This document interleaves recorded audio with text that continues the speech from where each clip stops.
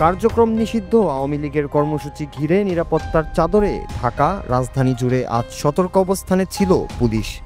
কিন্তু এরই মাঝে বিকেলে উচ্চ আদালতের সামনে ঘটল এমন এক ঘটনা যা দেখে আটকে উঠেছে নগরবাসী। জাতীয় ঈদগাহ মাঠের গেটের পাশে নীল রঙের দুটি ড্রাম পড়ে থাকতে দেখে সন্দেহ হয় স্থানীয়দের। স্থানীয় কয়েকজন ব্যক্তি কৌতূহলবশত খুলে দেখেন দুটি ড্রামের একটিতে চাল আর অন্যটিতে মানুষের অংশ। পরে আতঙ্কিত হয়ে পুলিশে খবর দিলে পুলিশ এসে ড্রাম খুলে হওয়া উদ্ধার করে। মুখে দাড়িওয়ালা নিহত ব্যক্তির মাথাটি কেবল অক্ষত অবস্থায় ছিল। দিনটিতে পুরো শহর জুড়েই ছিল নিরাপত্তার চাদর। ক্ষমতাচ্যুত প্রধানমন্ত্রী শেখ হাসিনার মানবতা বিরোধী অপরাধের মামলার রায় ঘোষণার দিন হওয়ায় সকাল থেকেই আইন শৃঙ্খলা বাহিনী ছিল টহলে। এমন সময় রাজধানীর সবচেয়ে নিরাপদ এলাকাগুলোর একটিতে দেখা গেল এই ভয়াবহ দৃশ্য, যা রীতিমতো সবাইকে হতবাক করেছে। পুলিশ জানিয়েছে নিহত ব্যক্তির নাম আশরাফুল হক।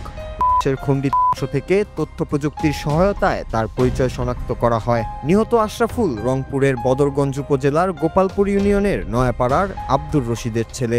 বিকেল 5:30টার দিকে হাইকোর্টের দক্ষিণ পাশের ফুটপাতের নিচে কয়েকজন অজ্ঞাত ব্যক্তি ড্রাম দুটো ফেলে যায়।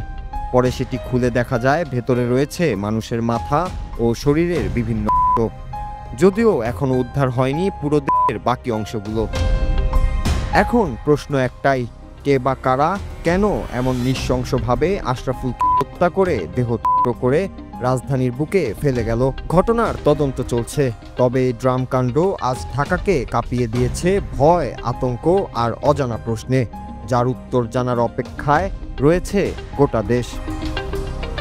নূর Raju, Bangla TV, news desk.